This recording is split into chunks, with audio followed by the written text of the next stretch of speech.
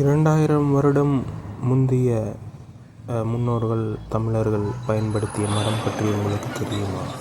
இதுதான் அந்த மரம், புன்னை மரம். புன்னை மரத்தில் பார்த்திங்கன்னா நம்ம முன்னோர்கள் பண்டைய தமிழர்கள் 2000 வருடத்திற்கு முன்பு இதை பயன்படுத்தியிருக்கிறார்கள்.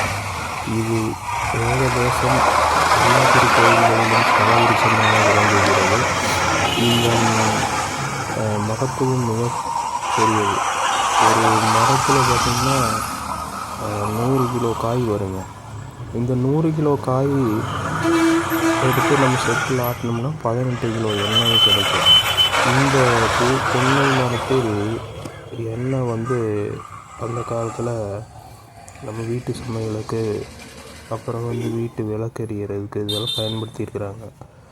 ஆனால் இப்போ இது பயன்பாட்டிலே இல்லாமல் போயிடுச்சு. நம் தமிழர்கள் மறந்து போன ஒரு மரம். எப்படி இழுப்ப எண்ணெய், வேப்ப எண்ணெய் பயன்படுத்தினார்கள், அதே போல் இதையும் பயன்படுத்தினார்கள்.